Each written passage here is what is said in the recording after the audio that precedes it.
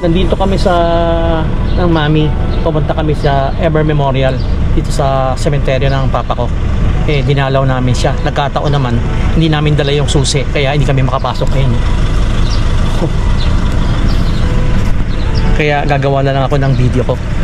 Mag-review ako ng comparison ng dalawang camera, yung DJI Action 4 at saka GoPro Hero 12. Ayan o.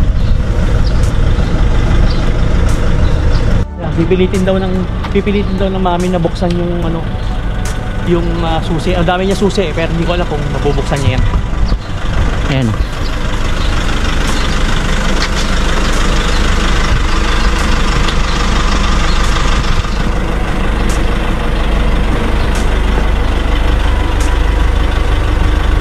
Ito, binigay niya sa akin eh. Eh, hindi pa yan dito.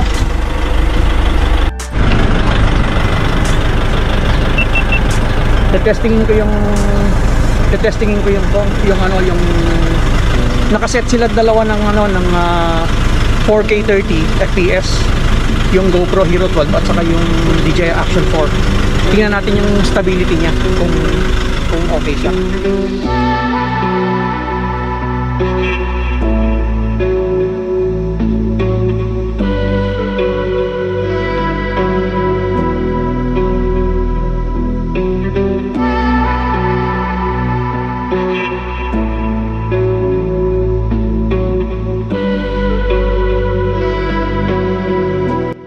Ayan na, nakita nyo naman yung resulta ng footage.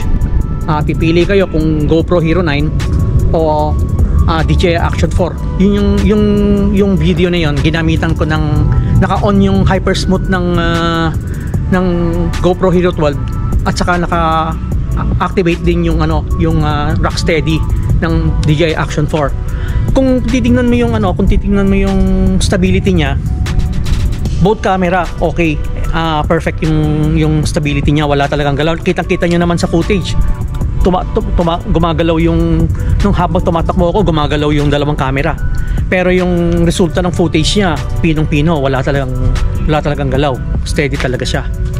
Ngayon, yung regarding naman doon sa image quality, nasa sa inyo na yon, personal preference na yon kung compare nyo na lang yung dalawang image nung dalawang video, kayo na maghusga kung ano yung mas okay para sa inyo.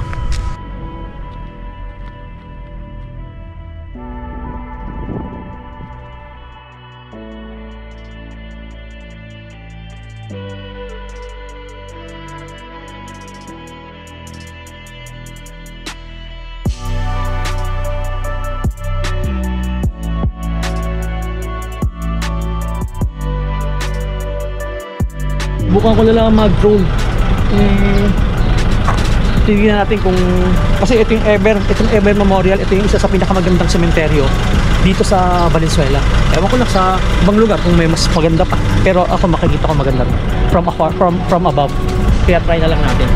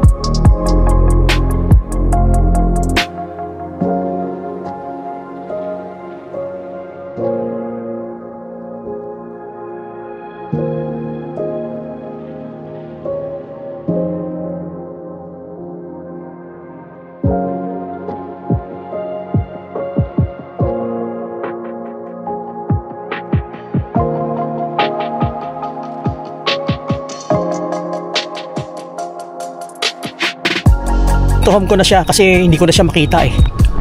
Ayan na, nakita ko na siya. Ayan, oh. Return to home na siya.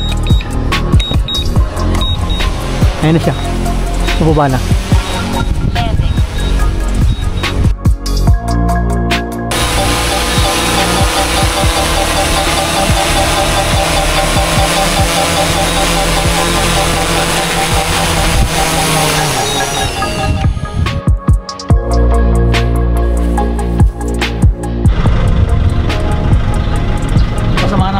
Kumukulog na, nakaulan. Ito na, pauwi na kami. Ayan, papa ko. Pauwi na kami. Ayan, mami.